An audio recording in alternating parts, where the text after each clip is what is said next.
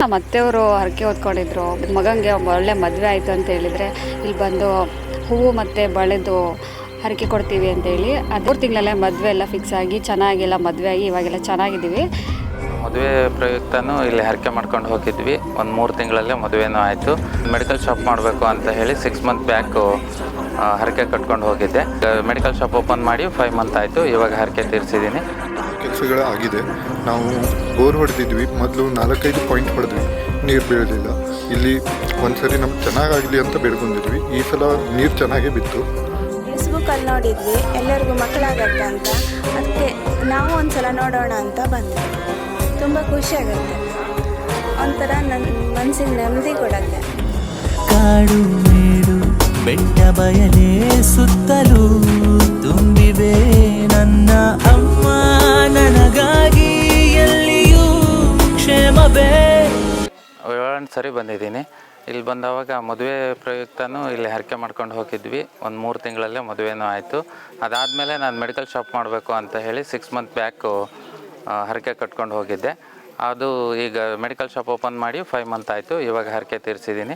ಏನೇ ಬೇಡ್ಕೊಂಡ್ರೂ ಇಲ್ಲಿ ಖಂಡಿತ 100% ನೆರವೇರುತ್ತೆ. ನಾವು ಹೋದ ಸರಿ 1008 ಬಳೆ ಹರಕೆ ಮಾಡ್ಕೊಂಡು ಹೋಗಿದ್ದೆ. ಮೆಡಿಕಲ್ ಶಾಪ್ ಓಪನ್ ಮಾಡಿದರೆ 1008 ಬಳೆ ಒಪ್ಪಿಸ್ತೀನಿ ಅಂತ. ಇವತ್ತದೇ ಬಂದು 1008 ಬಳೆ ಕೊಟ್ಟು ಮತ್ತು ಒಳ್ಳೆಯ ರೀತಿ ವ್ಯಾಪಾರ ಆದರೆ ಬೇರೆ ಇನ್ನೂ ಅನ್ನದಾನ ಸೇವೆಯನ್ನು ಮಾಡಿಸ್ತೀವಿ ಅಂತ ಈಗ ಮತ್ತೆ ಹರಕೆ ಮಾಡ್ಕೊಂಡಿದ್ದೀವಿ. ಒಳ್ಳೆ ರೀತಿ ಆಗುತ್ತೆ ಅಂತ ಅನಿಸುತ್ತೆ.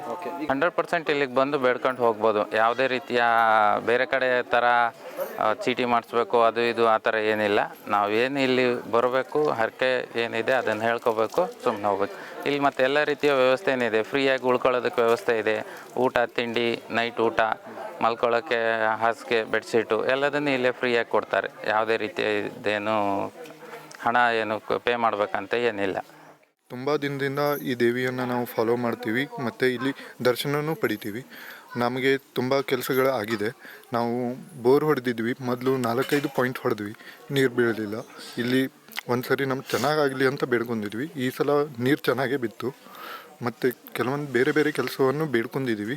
ಅದಾದರೆ ಮತ್ತೆ ಬರ್ತೀವಿ. ಇಲ್ಲಿ ನಾವು ಬಳೆ ಸಮರ್ಪಣವನ್ನು ಮಾಡಿದ ಮೇಲೆ ನಮ್ಮ ಕೆಲಸ ಆಗುತ್ತೆ ಅಂತ ಪೂರ್ಣವಾಗಿ ನಂಬಿದ್ದೀವಿ. ನಮ್ಮ ರಿಲೇಟಿವ್ಸ್ ಅವರು ಮಗುಗಾಗಿ ಇಲ್ಲಿ ಬಂದಿದ್ದರು. ಅವರು ಗಂಡು ಮಗುವಾಗಿ ಬಂದಿದ್ದರು. ಅವರಿಗೆ ಗಂಡು ಮಗು ಆಗಿದೆ. ಅವರು ಹರಕೆಯನ್ನು ಪೂರ್ತಿ ಮಾಡಿದ್ದಾರೆ. ನಮ್ಮ ತಮ್ಮನಿಗೆ ಈಗ ನಾಗದೋಷ ಇದೆ. ಆ ನಾಗದೋಷ ನಿವಾರಣೆಗಾಗಿಯೂ ನಾವು ಬಂದಿದ್ವಿ. ಮೊದಲು ನನಗೂ ನಾಗದೋಷ ಇತ್ತು, ಅದ್ರ ಪೂಜೆ ಮಾಡಿದ್ವಿ. ಮಾಡಿದ ಮೇಲೆ ನನಗೆ ಚೆನ್ನಾಗಿ ಜಾಬು ಸೆಟಲ್ ಆಗಿದ್ದೀನಿ. ನಾನು ಪ್ರಮೋಷನ್ ಸಲುವಾಗಿ 3 ಸಲ ಎಕ್ಸಾಮ್ ಬರೆದೆ. 3 ಸಲನೂ ಆಗಲಿಲ್ಲ. ಅಂದರೆ ನಮ್ಮ ಸಂಬಂಧಿಕರಲ್ಲಿ ಹೇಳಿದರು, ಬಳೆ ಪದ್ಮಾವತಿ ಅಂತ ಇದೆ, ಅಲ್ಲಿ ನೀವು ಹರಕೆ ಹೊತ್ಕೊಳ್ಳಿ, ಆ ಹರಕೆ ನಿಮ್ಮ ಕೆಲಸ ಆದಮೇಲೆ ನೀವು ಹರಕೆಯನ್ನು ತೀರಿಸ್ಬೇಕು ಅಂತಂದರು. ಅದನ್ನು ಆಮೇಲೆ 108 ಬಳೆಗಳು ನಾವು ಕೆಲಸ ಆದಮೇಲೆ ತಂದು ನಿಮ್ಗೆ ಮುಡಿಸ್ತೀವಿ ಅಂತ ಅಲ್ಲಿಂದಲೇ ನಮ್ಮೂರು ಚಿಕ್ಕೋಡಿ ತಾಲೂಕು ನಸ್ಲಾಪುರ ಗ್ರಾಮ. ಅಲ್ಲಿಂದಲೇ ಹರಕೆ ಹೊತ್ಕೊಂಡೆ. ನಾನು ಎಕ್ಸಾಮ್ ಬರೆದೆ. ಎಕ್ಸಾಮ್ನಲ್ಲಿ ಸಾಕಷ್ಟು ಮಾರ್ಕ್ಸ್ ಬಿದ್ದು ಎಕ್ಸಾಮು ಪ್ರಮೋಷನ್ ಆಯಿತು. ಆಮೇಲೆ ಎಲ್ಲ ಆದಮೇಲೆ ಈಗ ಬಂದು ನಾನು ಪೂಜೆ ಹಾಕಿ ಬಳೆಯನ್ನು 108 ಬಳೆಯನ್ನು ಮುಡಿಸಿದ್ದೀನಿ. ತಾಯಿ ಆಶೀರ್ವಾದದಿಂದ ಒಳ್ಳೆಯದಾಗಿದೆ. ಸರ್, ಇಲ್ಲಿ ನೀವು ನೋಡ್ತಾ ಇರ್ತಕ್ಕಂತಹದ್ದು ಚತುರ್ಮುಖ ಪದ್ಮಾವತಿ ಅಮ್ಮನವರು. ಈ ಚತುರ್ಮುಖ ಪದ್ಮಾವತಿ ಅಮ್ಮನವರು ಅನ್ನುವಂತಹದ್ದು ಹೇಗೆ ಬಂತಪ್ಪ ಅಂತಂದರೆ, ನಮ್ಮಲ್ಲಿ ಕಲ್ಪನೆಗಳಿದ್ದಾವೆ. ಈಗ ಗೇರುಸೊಪ್ಪದಲ್ಲಿ ಚತುರ್ಮುಖ ಬಸದಿ, ಕಾರ್ಕಳದಲ್ಲಿ ಚತುರ್ಮುಖ ಬಸದಿ, ಹೀಗೆ ಇದು ಅದಕ್ಕೆ ಹಿನ್ನೆಲೆಯಾಗಿ ಯಾಕೆ ಇಲ್ಲಿ ಪ್ರತಿಷ್ಠಾಪನೆ ಆಯಿತು ಅನ್ನುವಂಥದ್ದಕ್ಕೆ ಒಂದು ಸಣ್ಣ ಇನ್ಸಿಡೆಂಟ್. 2006 ಅಥವಾ 2007 ಅನಿಸುತ್ತೆ. ಆವಾಗ ನಾನು ಇಲ್ಲಿ ಸೇವೆಗಾಗಿ ಬಂದಿದ್ದೆ. ಈಗಿರ್ತಕ್ಕಂತಹ ಏನು ದೇವಸ್ಥಾನ ಇದೆಯಲ್ವಾ, ಇದು ಶಿಥಿಲ ಆಗಿತ್ತು. ಇದನ್ನು ಮತ್ತೆ ಪುನರ್ ನಿರ್ಮಾಣ ಮಾಡಬೇಕು ಅಂತಂದು ಹೇಳಿ ನಾವೆಲ್ಲ ಅವರ ಹಿರಿಯವರ ಅನುಮತಿಯನ್ನು ಪಡೆದು ಅದನ್ನು ಕೇಳಬೇಕು ಅಂತಂದಾಯಿತು. ಕೇಳೋದಕ್ಕೆ ಅಂತಂದು ಬಂದಾವಾಗ ಆ ಒಂದು ತಂಡದಲ್ಲಿ ನಾನು ಇದ್ದವನಿದ್ದೆ. ಆವಾಗ ಇದೆಲ್ಲ ಇಷ್ಟು ಡೆವಲಪ್ಮೆಂಟ್ ಇರಲಿಲ್ಲ. ಇಲ್ಲೆಲ್ಲ ಅಡಿಕೆ ಮರ, ತೆಂಗಿನ ಮರ ಹೀಗೆ ಇದ್ವು. ಇಲ್ಲೊಂದು ಸಣ್ಣದೊಂದು ಪಾತಿತ್ತು. ಬಂದಾವಾಗ ಅಲ್ಲಿ ಬೆಳಗ್ಗೆ 10 ಗಂಟೆಗೆ ಶುರು ಮಾಡೋಣ ಅಂತ ಬಂದು ನಾವಿಲ್ಲಿ ಒಳಗಡೆ ಎಂಟ್ರಿ ಆಗಬೇಕು ಅನ್ನೋಷ್ಟೊತ್ತಿಗೆ ನಮಗಿಂತ ಮುಂದೆ ಒಂದು ಹಾವು ಹೊಕ್ಕತ್ತೆ. ಅದು ಯಾವ ಹಾವು ಅನ್ನೋಂಥದ್ದು ನಾವು ನೋಡಿಲ್ಲ. ಅದು ಹಾವಿನ ಕರೆಕ್ಟ್ ಅರ್ಧ ಭಾಗ ನೋಡಿದ್ದೀವಿ ನಾವು. ಅದು ನೋಡಿದ ತಕ್ಷಣ ನಾವು ಅಲ್ಲಿ ಹೋದ್ರೆ ವಾಪಸ್ ಓಡಿ ಬಂದ್ವಿ. ಹಾವು ಹೋಗ್ತಾಯಿದೆ, ನಾವು ಯಾಕೆ ಇದು ಮಾಡಬೇಕು ಅಂತೇಳಿ. ಆ್ಯಕ್ಚುಲಿ ಅದು ನಾಗರ ಹಾವು ಅದು.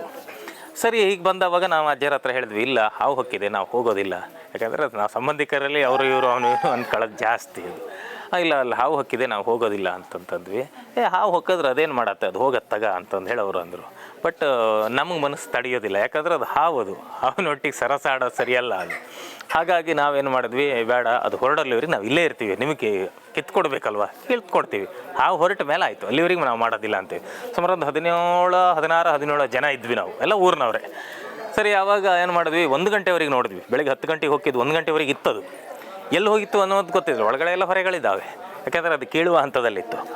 ಆವಾಗ ಇವ್ರು ಏನು ಮಾಡ್ತಾರೆ, ನಾನೇ ಕೇಳ್ತೀನಿ ಅಂತ ಹೇಳಿ ನಾವು ತಡೆದ್ವಿ. ಆದರೂ ಒಂದು 4 ಹಂಚನ್ನು ತೆಗಿತಾರೆ ಇವರು. ಅದು ನಮಗೆ ಸಮಾಧಾನ ಇರೋದಿಲ್ಲ, ನಾವು ಬರೋದಿಲ್ಲ. ಅವರು ಸಹ ಬೈಕಂತ ಹೋದ್ರಿ, ಹಾವೇನು ಮಾಡ್ತಿತ್ತು ನಿಮಗೆ, ನೀವು ಬರ್ಬೋದಿತ್ತು ಅಂತ ಹೇಳಿ. ಕೊನೆಗೆ ಏನಾಗುತ್ತೆ ಅಂದರೆ 1 ಗಂಟೆ ಊಟ ಆಗಿದೆ, ಊಟ ಹಾಕಿ ಕೂತ್ಕೊಂಡು ನಾವು ಎಲ್ಲಡಿಕೆ ಹಾಕ್ತದೆ. ನಾನೇ ಇಲ್ಲಿ ಕೂತ್ಕೊಂಡಿದ್ದೆ, ನಾನು ನೆನಪಿದ್ದೆ, ನನಗೆ ಈಗಲೂ ತುಂಬ ಚೆನ್ನಾಗಿ ನೆನಪಿದೆ. ಎಲ್ಲಡಿಕೆ ಹಾಕ್ತಾ ಇದ್ವಿ. ಹಾಕ್ತಾ ಇದ್ದವಾಗ ಏನಾಗಿದೆ ಅಂತಂದರೆ, ಹೀಗೆ ನೋಡ್ತಾ ಇದ್ದೀನಿ ನಾನು. ನೋಡ್ತಾ ಇದ್ದವಾಗ ಈ ಒಂದು ಮಾಡು ಮೇಲ್ಛಾವಣಿ 4 ಭಾಗಗಳಾಗಿ ವಿಭಾಗ ಆಗುತ್ತೆ. ಒಂದು ಹೆಂಚು ಸಹ ಅಮ್ಮನವ್ರ ಮೇಲೆ, ಆ ಬಳೆ ಮೇಲೆ ಬೀಳೋದಿಲ್ಲ, ಒಂದು ರೀಪೀಸು, ಒಂದು ಪಕಾಸಿನೂ ಸಹ ಬೀಳೋದಿಲ್ಲ. ಎಲ್ಲ 4 ದಿಕ್ಕು ಹೋಗಿ ಬಿದ್ದು ಹೋಗುತ್ತೆ. ಆವಾಗ ನಮಗೊಂದು ಧೈರ್ಯ, ಹಾವಿಲ್ಲ ಹೊರಟೋಗಿದೆ ಅನ್ನುವಂಥ ಧೈರ್ಯ ಬಂತು.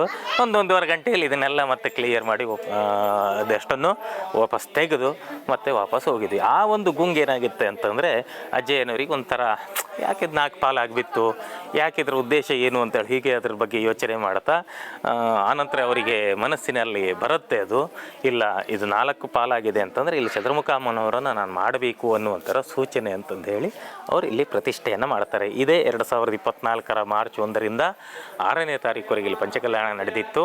ಆ ಪಂಚಕಲ್ಯಾಣದಲ್ಲಿ ಈ 4 ಅಮ್ಮನವರನ್ನು ಪುನರ್ ಪ್ರತಿಷ್ಠೆ ಮಾಡಲಾಗುತ್ತೆ. ಇದು ಚತುರ್ಮುಖ ಬಸದಿ ಅಥವಾ ಚತುರ್ಮುಖ ಅಮ್ಮನವರು ಅಂತ ಹೇಳಿ ನಾವು ಕರಿತೇವೆ.